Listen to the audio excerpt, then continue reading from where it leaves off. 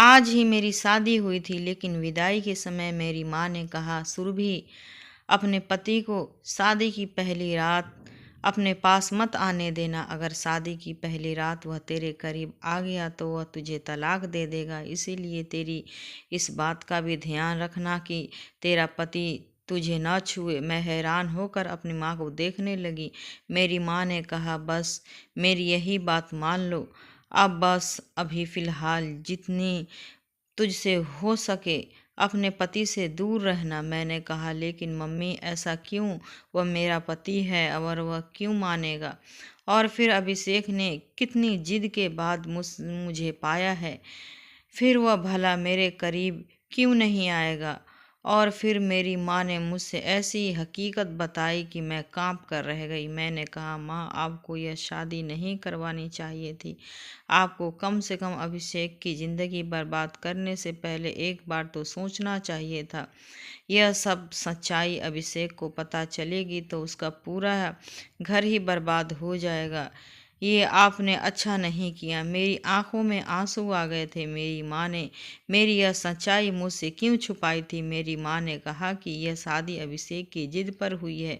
मैंने तो इस रिश्ते के लिए पहली बार में ही मना कर दिया था, लेकिन उन लोगों ने जब नहीं माना तो मैंने भी सोचा कि अच्छा है तो भी अपने घर की हो जाएगी। हो सकता है समय गुजरने के साथ साथ तेरी ज़िंदगी भी खुशियों के रंग भर जाए, क्योंकि तू कब तक हमारी दहलीज पर बैठी रहती? मैं क्या करती? उदास मन से ससुराल चली आई। मैंने ऐसा ही किया, पति को करीब न आने दिया। सुहाग रात के कमरे में वह बेड पर बैठा मेरे हुस्न की तारीफ़ें कर रहा था, और जैसे ही मेरा हाथ छुआ मैंने उसे पीछे की तरफ धकेल दिया। वह हैरान हुआ। मेरा पति अभिषेक मुझे वजह पूछने लगा तो मैंने रोना धोना मचा दिया, लेकिन मैंने नहीं बताया। फिर एक दिन मेरे पति अभिषेक को जब पूरा राज पता चल गया तो मैं किसी को मुंह दिखाने के काबिल नहीं रही, क्योंकि मेरे अंदर तो दुल्हन बनी मैं अभिषेक के कमरे में बेड पर बैठी हुई थी और वह मेरे सामने बैठा मुझे बड़ी हैरत से देखे जा रहा था। मेरा पूरा शरीर इस समय बुरी तरह से कांप रहा था। मैं पूरी बर्फ की तरह ठंडी पड़ चुकी थी। सामने बैठा मेरा पति भी तेज नजरें मुझे अपने शरीर के आर पार होती महसूस हो रही थी। वह कहने लगा, क्या बात है सुरभि, क्या यह शादी तुम्हारी मर्जी से नहीं हुई है? मैंने अपनी नज़रों को उठाते ही देखा तो अपने आंसुओं को रोक रही थी। मेरे होंठ पूरी तरह कांप रहे थे और वो बड़े सख्त और गुस्सैले शब्दों में मुझसे वजह पूछ रहा था। मैं चाह कर भी बोल नहीं पा रही थी कि दरअसल वजह क्या है। उसने दोबारा से मुझे दहाड़ते हुए पूछा, सुरभि, मैं कुछ पूछ रहा हूँ तुमसे। उसने इस तरह दहाड़ने पर मैं बुरी तरह से घबरा गई थी और ज़ोर से रोने लगी थी, लेकिन सामने वाला शायद पक्का इरादा कर चुका था कि मुझे जवाब लिए बिना मुझे छोड़ेगा नहीं। अभिषेक ने फिर तेज आवाज़ में कहा, यह रोना धोना बंद करो और बताओ मुझे इनकार की वजह क्या है। अगर तुम यह सोच रही हो कि आज की रात मैं तुम्हारे ये आंसू देखकर पिघल जाऊंगा और आज की रात तुम्हारे करीब नहीं आऊंगा तो यह तुम्हारी गलतफहमी है, और इस गलतफहमी को अपने दिल और दिमाग से निकाल दो। यह कहकर उसने मेरा हाथ अपने हाथों को सख्ती में पकड़ लिया जो बुरी तरह से कांप रहा था। मैंने अपने हाथ खींचने की कोशिश की तो वो मेरे और भी करीब आ गया। कहने लगा, क्यों सुरभि, क्यों मेरा इम्तिहान ले रही हो? मेरी पसंद की शादी के खूबसूरत जोड़े में सजी मेरे सामने बैठी हो और मुझे खुद के करीब भी नहीं आने दे रही हो। आखिर मैंने ऐसा कौन सा पाप कर दिया है, ऐसा कौन सी गलती की है जो तुम्हें मुझसे यूं दूर भाग रही हो? आज हमारी शादी की पहली रात है। इस शादी को लेकर लड़के और लड़की के दिल में कितने अरमान होते हैं, और तुम आज की रात मुझे खुद के करीब क्यों नहीं आने दे रही हो? आखिर इन सब की वजह क्या है? मुझे कम से कम वजह तो बताओ। हो सकता है मैं तुम्हारी मुश्किल को हल कर दूं। मैं फरिश्ता नहीं हूँ सुरभि। जो लड़की मेरे लिए हर तरह से जायज़ हो चुकी हो, उसे यूं सजा संवरा देखकर मुझे अपने जी जलता हूँ। मैं बड़ी मुश्किल से यह सब समय काटा है, हर रोज तुम्हारी संगत के सपने देखे हैं। धीरे धीरे अभिषेक के कहने का अंदाजा नशीला होने लगा था। वो मेरे चेहरे पर झूलते बाल को बड़ी प्यार से देख रहा था और मेरा दिल धड़कना भूल गया था। जितना वह आज बेताब नजर आ रहा था, मेरे लिए उसे रोकना और भी कठिन इम्तिहान बनता जा रहा था। लेकिन मैं मजबूर थी।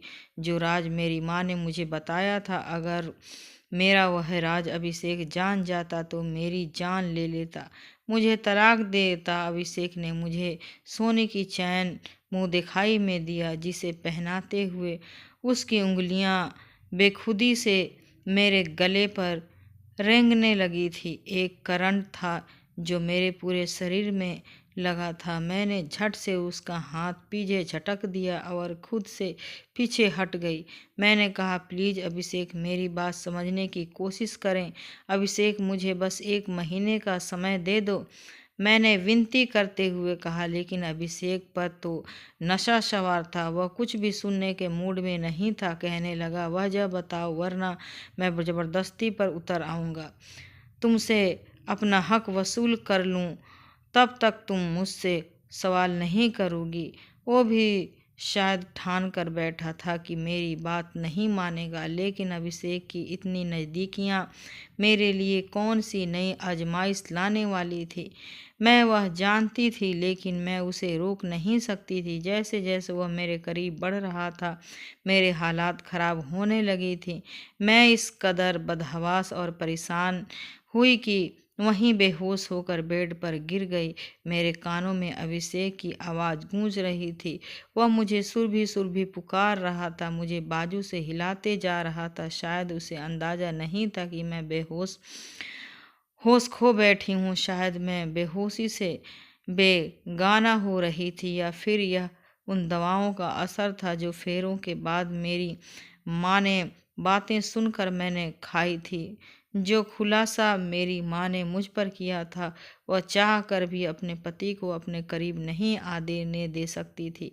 यह भी नहीं था कि मेरी ज़िंदगी में कोई दूसरा मर्द था। मुझे अभिषेक बेहद पसंद था। यह बात भी नहीं थी कि अतीत में मेरे साथ कोई ऐसा हादसा पेश आया हुआ था कि मुझे इस राज को खुल जाने का डर था। ऐसा कुछ नहीं था। लेकिन जो समस्या मेरे साथ थी, वह शायद ही किसी लड़की के साथ हो। खैर, जब मुझे होश आया तो मैं हॉस्पिटल के कमरे में थी। मेरी सास और अभिषेक मेरे पास परेशान खड़े थे। मेरी सास मुझे मेरी खैरियत पूछ रही थी। लेडी डॉक्टर ने कहा कि अब यह बिल्कुल ठीक है, आप इन्हें घर ले जा सकते हैं। कुछ देर बाद हम घर आ गए। मेरी सास मुझे आराम का कहकर मेरे कमरे में मुझे छोड़कर चली गई। मैं अपने बेड पर लेट गई। घर में जब भी मेहमान मौजूद थे, शादी वाला घर था, मेहमानों का होना तो कोई बड़ी बात नहीं थी। मुझे अभिषेक की कजिन्स की बातों की आवाज़ आ रही थी, जो अभिषेक से मजाक कर रहे थे कि एक ही रात में ऐसा तुमने अपनी पत्नी के साथ क्या कर दिया कि बेचारी बेहोश हो गई। अरे, नाजुक सी लड़की थी, प्यार मोहब्बत से काम लेना चाहिए था, और तुमने तो उस नाजुक से फूल को मसल कर ही रख दिया। लोगों को तो बातें बनाने का मौका मिल गया था। पता नहीं सब लोग क्या समझ रहे थे। मुझे अपने अंदर शर्मिंदगी सी महसूस हो रही थी। मेरी वजह से अभिषेक सबके सामने शर्मिंदगी उठा रहा था। कोई कह रहा था कि 4 दिन अब कमरे की तरफ मत जाना। कोई मेरे सास से कह रहा था कि आप खुद दुल्हन के पास रहिए, अभिषेक की शक्ल देखकर कहीं दुल्हन फिर से बेहोश न हो जाए। हंसी और ठहाकों की आवाज़ ने मुझे अपने ही नज़रों में गिरा दिया था। लेकिन मैं भी मजबूर थी। अगर असल वजह मेरे पति को बता देती तो तलाक देकर वह मुझे धक्के मारकर अपने घर से निकाल देता। अगर कुछ भी न बताती तो संबंध बनाने के कुछ ही महीने बाद ही वह जान जाता कि मैं किस मोड़ पर आकर खड़ी हो गई थी। कुछ दिन तक मेरी सास ही मेरे पास आती रही, मुझे खाना भी वही खिलाती थी। बहुत ही नरम दिल की औरत थी, बहुत ही अच्छी और मोहब्बत करने वाली। धीरे धीरे सारे मेहमान भी जा चुके थे, मेरी तबीयत भी अब सुधर चुकी थी, इसीलिए मैंने खुद ही किचन के काम संभाल लिया। हालांकि मेरी सास ने मुझे बहुत मना किया था। अभिषेक बहुत चुपचाप सा था। खाने के बीच भी मुझे शिकवा भरी नज़रों से देखता रहता था। मेरी ससुराल में बस मेरी सास और मेरी पति ही रहते थे। अभिषेक मेरी सास की इकलौती औलाद था। वैसे तो सब मेहमान जा चुके थे, लेकिन मेरी सास ने अपने दोस्त और उसकी बेटी को अपने पास ही रोक लिया था। मेरी सास के दोस्त की बेटी मेरी ही उम्र की थी। उसके बीए के पेपर हो चुके थे, इसीलिए माँ बेटी ने महीने भर यहीं रहने का प्लान बनाया हुआ था। दिशा बहुत खूबसूरत थी और जो बात मुझे खटकती थी वह ये थी कि वह अभिषेक के साथ बेधड़क अंदाज में रहती थी और अभिषेक से हंस हंस कर बातें किया करती थी। उस दिन भी खाने के टेबल पर दिशा अभिषेक से न जाने कहाँ कहाँ की बातें किए जा रही थी, लेकिन अभिषेक तो उसकी बातों पर ध्यान नहीं दे रहा था। वह बस दिए की जवाब दे रहा था। उसकी नज़रें तो मुझ पर ही जमी हुई थी। जनाब से मुझे कुछ नहीं कह रहे थे, लेकिन उसकी नज़रें जो कुछ मुझसे कहती थी मैं जानकर भी अनजान बन रही थी। रात को मैं किचन में काम निपटा रही थी। मेरी सास अपने कमरे में जा चुकी थी और उसकी सहेली और दिशा भी उन्हीं के कमरे में जा चुकी थी। अभिषेक के इस छोटे से फ्लैट में बस दो ही कमरे थे, एक हॉल और एक डाइनिंग रूम था। मैं अभी बर्तन ही धो रही थी जब मुझे किसी की बेताब नज़रों ने उलझाने पर मजबूर किया था। मैंने पलट कर देखा तो अभिषेक मेरे बिल्कुल पीछे खड़ा था। कहने लगा, नींद नहीं आ रही थी, सर में दर्द है, मुझे एक कप चाय बना दो सुरभि। मैंने चाय की केतली गैस पर रख दी। मुझे लगा था कि वह चाय का कहकर बाहर चला जाएगा। मैं किचन में काम के समय दुपट्टा किचन के दरवाजे पर लटका कर ही काम करती थी, क्योंकि उस समय मैं किचन में अकेली होती थी। घर पर भी कोई देवर जेठ ससुर नहीं थे, लेकिन अभिषेक इस तरह अचानक से किचन में आ जाएगा और मेरे पास खड़ा हो जाएगा, मुझे अंदाजा ही नहीं था। वह मेरी ओर तकी लगाए देख रहा था। जब मैं अपने उसकी तरफ गौर से देखती तो मुझे शर्म सी आने लगी थी कि वह किचन के दरवाजे के पास खड़ा था। बिल्कुल वहीं पर मेरा दुपट्टा भी टंगा हुआ था। मैं वहां से दुपट्टा उतार कर अपने ऊपर डाल भी नहीं सकती थी। मेरी कोशिश थी कि जल्द से जल्द चाय बन जाए, लेकिन मुसीबत ये थी कि आज गैस चूल्हे को भी क्या हो गया था, इतना स्लो चल रहा था। शायद चूल्हे में कोई कचरा फंस गया था। इतना स्लो चलता तो 15-20 मिनट चाय बनाने में लग जाने थे और 15-20 मिनट बाद ही खड़ा होना मेरे लिए मुश्किल हो रहा था। मैं बार बार अभिषेक की नज़रों से उलझ रही थी। दिल की धड़कनें मेरे काबू से बाहर थी। तभी अचानक मुझे अभिषेक की आवाज़ अपने कानों में सुनाई दी। अभिषेक कह रहा था, सुरभि तुम्हारे बाल कितने लंबे और खूबसूरत हैं। मैंने तो आज गौर किया है।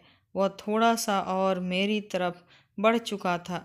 किचन थोड़ा छोटा सा था, इसीलिए वह मेरे करीब पहुंच चुका था। मैं उस समय बहुत नर्वस हो रही थी। वह बिल्कुल मेरे सामने आकर खड़ा हो गया, मेरे चेहरे को गौर से देखने लगा। वो बोला, जानती हो, मैंने जब तुम्हें पहली बार अपने दोस्त की शादी पर देखा था, तुम्हारी मुस्कुराहट से तुम्हारे चेहरे पर पड़ने वाले डिम्पल ने मेरे दिल ही में मुझसे छीन लिया था। मैं जब तक तुमसे शादी फंक्शन में मौजूद रहा, मेरी नज़र लगातार तुम पर थी। बस वहीं अपना दिल मैं तुम पर हारा कि जब तक रिश्ता पक्का नहीं हो गया, मेरा चैन सुकून जैसे तुमने छीन ही लिया था। ये कहते हुए वह मेरे करीब आ गया था। मैं पीछे सेल्फ से जा रही थी। अभिषेक प्लीज पीछे हटो, मुझे अपना दुपट्टा लेना है। मैंने अपने माथे पर आए हुए पसीने को साफ किया। अभिषेक ने कहा, क्यों, यहाँ कोई गैर है क्या जिससे तुम्हें अपना आप को छुपाना है? पति पत्नी तो वैसे भी एक दूसरे के होते हैं। अभिषेक मुझसे भी ज़्यादा करीब हो गया और मुझे कमर से पकड़ लिया और अपने होंठ मेरे गर्दन पर रख दिया। उसकी गरम गरम सांसों से मैं पिघलने लगी थी। मेरी हालात अब और भी ज़्यादा खराब होने लगी थी। इससे पहले कि वह मेरे चेहरे को अपने हाथों में लेता, मैं उसे पीछे धक्का दिए और किचन से बाहर निकल गई और तेजी से अपने कमरे में जाकर दरवाज़ा बंद कर लिया। मैं कैसे अभिषेक की बढ़ती हुई बेकारियों को रोक सकती थी? वह पति था मेरा, मुझसे मोहब्बत करता था। उसने अपने दोस्त की शादी में मुझे पसंद कर लिया था और मेरे घर रिश्ता भेजा था। मेरी माँ ने पहले इस रिश्ते के लिए मना कर दिया था और जब तक यह रिश्ता पक्का नहीं हुआ था उसने हमारे घर की दहलीज नहीं छोड़ी थी। वो ना जाने कब से मेरे इंतज़ार में था और जब आज मैं उसकी पत्नी बनकर उसके घर में मौजूद थी तो वह मुझे जी भर के प्यार भी नहीं कर सकता था। इसीलिए मैंने उसे इजाज़त नहीं दी थी। वह अपनी जगह सही था, लेकिन जिस मुश्किल में मैं फंस चुकी थी वह मेरे लिए एक मुसीबत बन चुकी थी। टेंशन के कारण मैं रोने लगी थी। पत्थर की तो मैं भी नहीं थी, एक नेचुरल सा रिश्ता था। जितनी मेरी मोहब्बत और संगत की तड़प अभिषेक की थी, मैं भी उसी संगत के लिए तड़प रही थी। जी चाहता था कि उसकी मजबूत बाहों में समाकर दुनिया के सारे गमों को भुला दूं, लेकिन बस मेरी मजबूरी मेरे आड़े आ जाती थी। रोते रोते पता नहीं कब मेरी आंख लग गई थी। सुबह जब उठी तो अभिषेक ऑफिस जा चुका था। मैंने अपनी सास से अभिषेक की इतनी जल्दी ऑफिस जाने की वजह पूछी तो मेरी सास ने कहा, पता नहीं कहाँ चला गया था अभिषेक को कुछ ज़रूरी काम है। मुझे याद आया तो मैंने तो रात भर अपना कमरा अंदर से लॉक कर रखा था। शायद अभिषेक वहीं हॉल में सोफे पर ही सो गया होगा। उसे कपड़े और बैग वगैरह भी तो कमरे में ही थे। मैं समझ गई अभिषेक ऑफिस नहीं गया बल्कि वह घर से कहीं चला गया है। अब मुझे अभिषेक की चिंता होने लगी, पता नहीं वो कहाँ चला गया होगा। वह मुझसे नाराज था। पूरा दिन मेरा इसी चिंता में निकल गया था। शाम 4 बजे के करीब वो आया था। वो सीधा कमरे में चला गया। उसके बाद अभिषेक ने मुझसे बातचीत करना बिल्कुल बंद कर दी। वह बिल्कुल भी मेरी तरह नहीं देखता था। एक बार उसके ऑफिस के कपड़े पर प्रेस करने लगी तो उसने मेरे हाथ से छीन लिया। कहने लगा, मेरे काम करने की तुम्हें कोई ज़रूरत नहीं। यह कहकर उसने अपने कपड़े दिशा को दे दिया। नाश्ते का भी उसी से कहने लगा। मैं बेचैन सी होकर रह गई थी। अभिषेक का रवैया शायद मेरे साथ ठीक ही था। वह कब तक मेरे साथ नरमी से रह सकता था, लेकिन मेरी जान पर उस समय बन आ गई जब मैंने दिशा को अभिषेक के आगे पीछे घूमते देखा।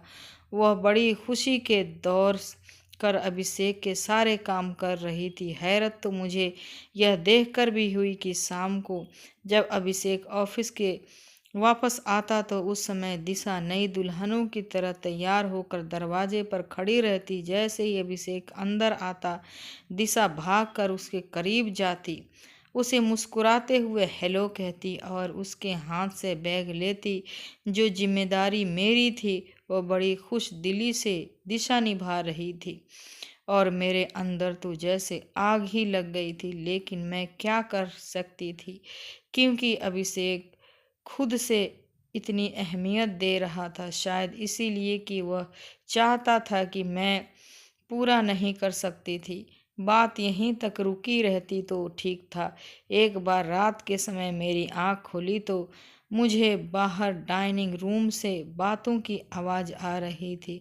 जब मैं कमरे से बाहर निकलती तो दोनों ही हँस-हँस कर बातें कर रहे थे। सामने चाय के 2 कप भी पड़े हुए थे। मुझे देखकर दिशा की हँसी को तो ब्रेक लग गए थे, लेकिन अभिषेक बिल्कुल बेपरवाह सा बैठा हुआ था और दिशा से बातें कर रहा था, जैसे उसे मेरी होने या ना होने की कोई परवाह ही न हो। मैं रोते हुए अपने कमरे में चली गई। मेरी जिंदगी धीरे धीरे बर्बाद हो रही थी। मेरा घर उजड़ रहा था, लेकिन मैं शायद जिंदगी के उस मोड़ पर खड़ी थी कि जहां आगे कुआं और पीछे खाई। अगर मैं हकीकत अभिषेक को बताती तो तब भी मेरा घर बर्बाद हो जाना था, और न जाने बताती तब भी यही दशा नाम की लड़की मेरी जगह ले लेती। औरत सब कुछ सह सकती है, लेकिन सौतन का दुख नहीं।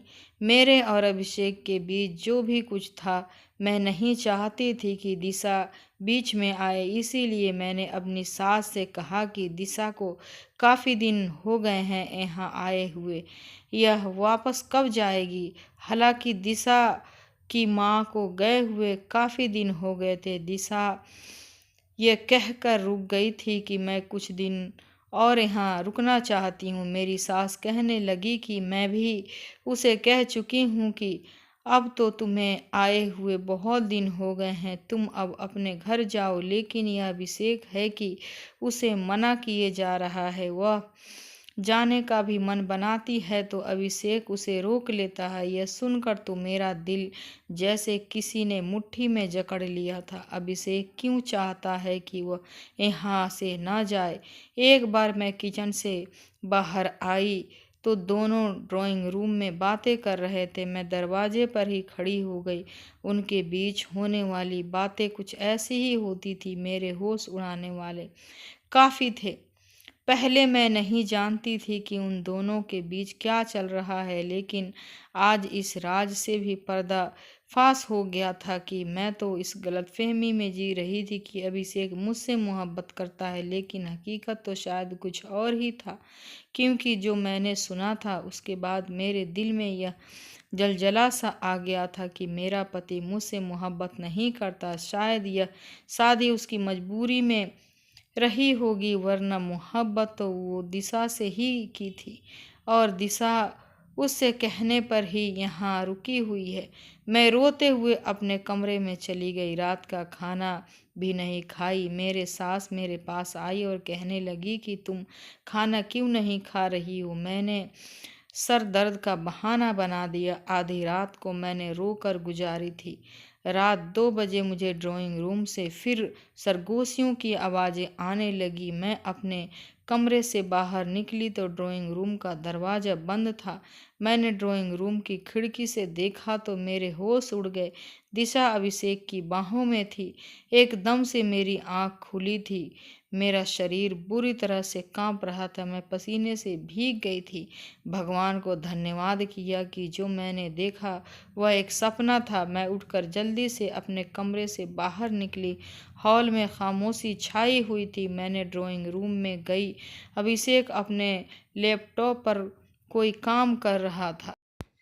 मैं रोते हुए उसके पास बैठ गई। वह मुझे देखकर कुछ परेशान हुआ। कहने लगा, क्या बात है, क्यों रो रही हो। मैंने कहा, अभिषेक आप आज के बाद दिशा से बात नहीं करोगे। मेरी बात पर पहले तो वह कुछ देर तक मुझे देखता रहा, फिर अपना लैपटॉप बंद कर दिया। कहने लगा, क्यों ना बात करूं। मैंने कहा, आपके दिल में दिशा थी तो मुझसे शादी क्यों की आपने। वह कहने लगा, मुझसे बहुत बड़ी भूल हो गई जो मैंने दिशा की कदर नहीं की। मैं तुम्हारे हुस्न का दीवाना बन बैठा और तुमसे शादी कर ली। दिशा मुझसे पहले से ही मोहब्बत करती है और मुझसे शादी करना चाहती है, और अब मुझे भी इस बात का एहसास हो गया है। इसीलिए मैं दिशा से शादी करना चाहता हूँ। ये सुनकर तो मेरा दिमाग ही चकरा गया था। मैं फूट फूट कर रोने लगी। मैंने कहा, आप ऐसा नहीं कर सकते, मुझे यूं बर्बाद नहीं कर सकते, मैं मर जाऊंगी आपके बगैर अभिषेक। मैं आपसे बहुत मोहब्बत करती हूँ। मेरी बात सुनकर अभिषेक ने मेरा हाथ पकड़ा और कमरे में लेकर आया और कमरे का दरवाज़ा बंद कर दिया। कहने लगा, बस यही तो सुनना चाहता था मैं। ये जानता हूँ कि तुम्हारे दिल में क्या है, इसीलिए मैंने दिशा से विनती की थी कि वह मेरे साथ मिलकर यह ड्रामा करे। सुरभि, दिशा मेरी सगी बहन है। मम्मी की सहेली की कोई औलाद नहीं थे, इसीलिए मम्मी ने दिशा को उन्हें दे दिया था। यह बात मेरे लिए एक नया खुलासा थी। फिर अभिषेक बोला कि तुम्हारी दूरियों ने मुझे बेहद परेशान कर रखा था। मुझे लगा शायद तुम किसी और से मोहब्बत करती हो, इसीलिए मुझसे दूर रहने के बहाने ढूंढती हो। इसीलिए मैंने दिशा के साथ मिलकर यह ड्रामा किया और आज तुम्हारे इजहार ने मेरे अंदर एक इत्मीनान और एक सुकून भर दिया है। शायद तुम्हारी मुझसे दूरी एक नेचुरल झिझक थी। अभिषेक मेरे करीब आने लगा और इतना करीब कि उसने मुझे अपनी बाहों में भर लिया। अभिषेक ने मदहोश होते हुए कहा, सुरभि, अपने दिल दिमाग से सारा डर निकाल दो। मैं तुम्हारा पति हूँ, तुमसे बेइंतहा मोहब्बत करता हूँ। तुम्हें कोई तकलीफ दे नहीं पहुँचाऊँगा।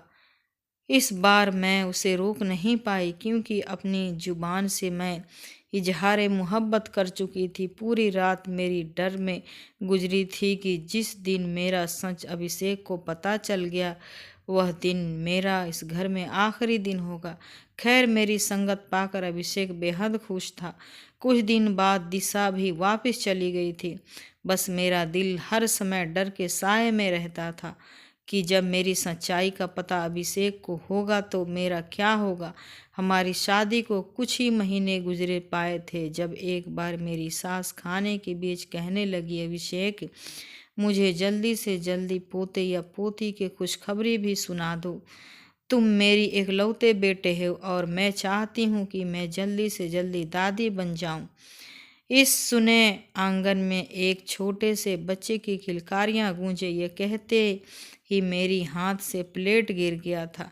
मैंने जल्दी से प्लेट उठाई। अभिषेक ने मेरी तरफ देखकर कहा, क्या बात है सुरभि, तुम इतना परेशान क्यों हो रही हो? मैं उसे क्या जवाब देती, मेरी तो भूख ही मिट चुकी थी। फिर अभिषेक ने मुस्कुराते हुए अपनी माँ को तसल्ली दी कि माँ, अभी इतनी भी जल्दी क्या है आपको? यह खुशखबरी भी जल्द ही मिल जाएगी। लेकिन मेरी सास को तो बहुत ही जल्दी थी और शायद उनकी यह जल्दीबाजी कुछ नेचुरल भी थी।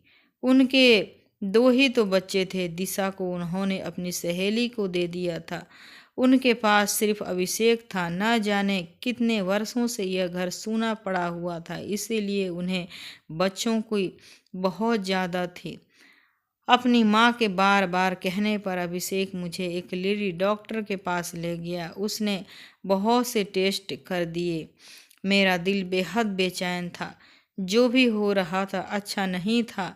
मैंने डरते डरते अभिषेक से कहा कि मम्मी को इतनी भी जल्दी क्या है बच्चों की? अभिषेक ने तो मेरा हाथ कर बोला, सुरभि, बच्चे तो मुझे भी बहुत पसंद है। मैं तो चाहता हूँ कि भगवान मुझे एक ही बार में 2 बच्चे दे दे। अभिषेक की बातों ने दिल दहलाने के लिए काफ़ी था। जो हकीकत मेरी माँ ने मुझे बताई थी, मैं जानती थी कि मैं इस खुशी को अभिषेक को नहीं दे सकती। और जिस दिन यह बात अभिषेक को पता चली, यह दिन मेरा इस घर में आखिरी दिन होगा। वह मुझे कभी भी सच्चाई के साथ स्वीकार नहीं करेगा। फिर वह समय भी आ गया था जिस दिन मेरा अल्ट्रासाउंड हुआ था। उस दिन मेरी रूह जैसे मेरे शरीर से निकल रही थी। जिस तरह से अल्ट्रासाउंड करने वाली बार बार मेरे चेहरे की तरफ देखती, तो कभी अल्ट्रासाउंड की स्क्रीन की तरफ, तो फिर मेरी जान ही जाती हुई महसूस हो रही थी। मेरी आंखों से आंसू बहने लगे। मैं डॉक्टर से विनती की कि वह मेरे बारे में मेरे पति को कुछ न कहे, लेकिन वह कहने लगी, यह तुम कैसी बातें कर रही हो? हम ये ऑर्डर नहीं है, और वैसे भी अगर मैं नहीं बताऊंगी तो कोई और अल्ट्रासाउंड वाला बता देगा। यह बात ज़्यादा दिनों तक छिप नहीं सकती। भलाई इसी में है कि आप अपने पति को खुद ही सच्चाई बता दें। मैं उससे विनती करने लगी कि मेरा घर टूट जाएगा, लेकिन शायद मेरी किस्मत ही खराब थी। मेरी रिपोर्ट अभिषेक तक पहुंच गई थी। जैसे ही लेडी डॉक्टर ने वह रिपोर्ट देखी तो मुझे हैरत से देखने लगी और उसने मेरी रिपोर्ट की सारी सच्चाई अभिषेक को बता दी और मैं यूं थी कि पत्थर की तरह कुर्सी पर बैठी हुई थी। मेरा सच अभिषेक को पता चल गया था।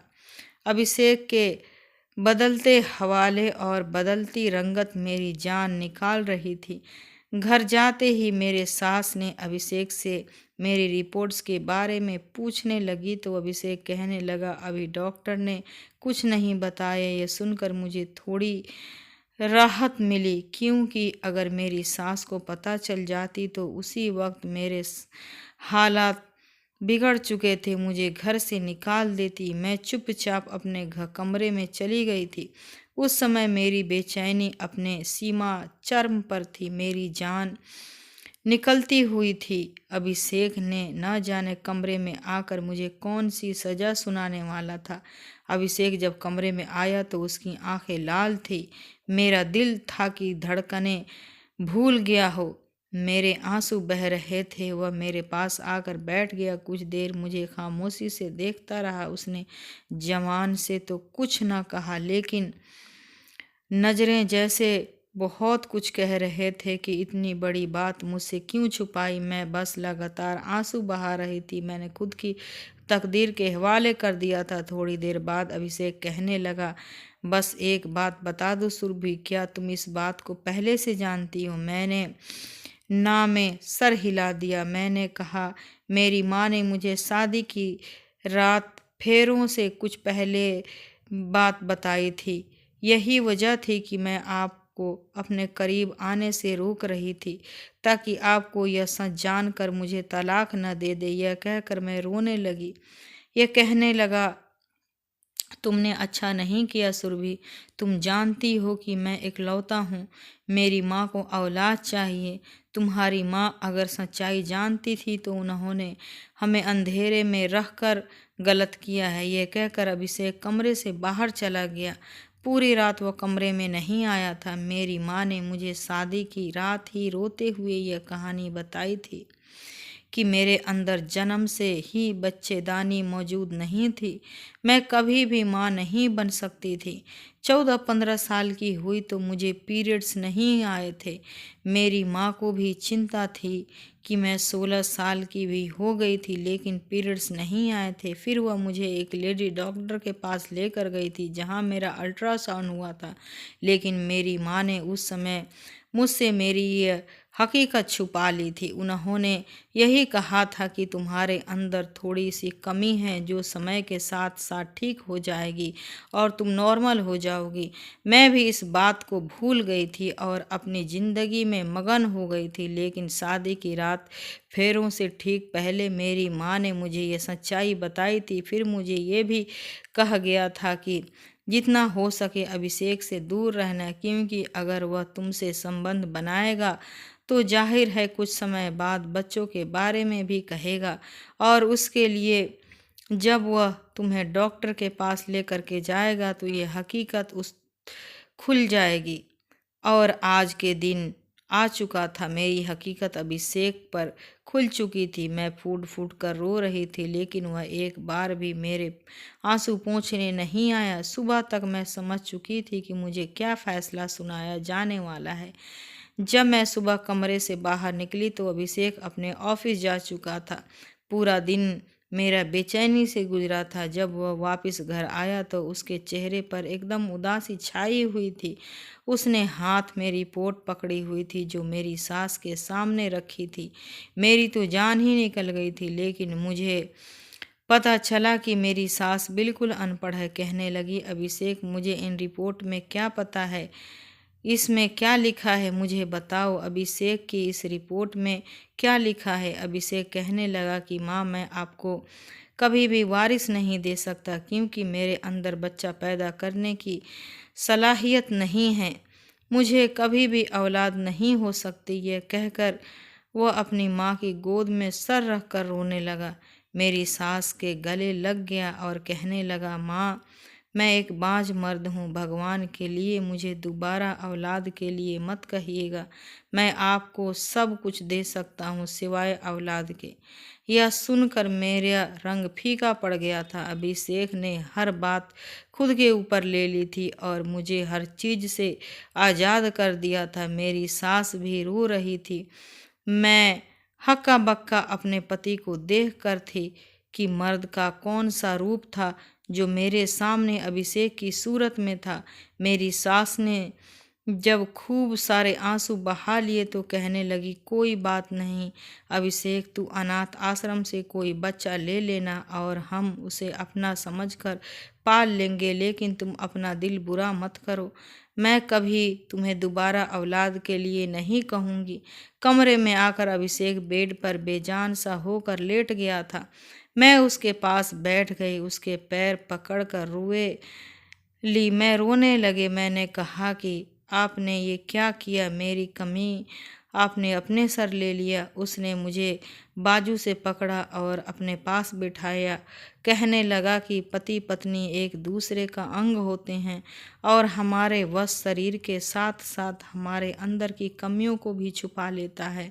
तुम मेरी हो सुरभि, तुम्हारा ऐब मेरा ऐब है, तुम्हारी कमी मेरी कमी है और तुम्हारी खूबी भी मेरी खूबी है।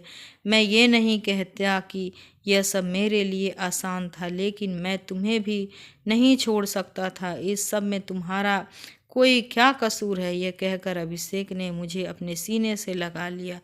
मैं दुनिया के सबसे खुशनसीब औरत हूँ जिसे अभिषेक जैसा पति मिला है। आज हमारी शादी के 5 साल गुजर चुके हैं। दिशा की भी शादी हो चुकी है और उसने 2 जुड़वा बेटों को जन्म दिया था।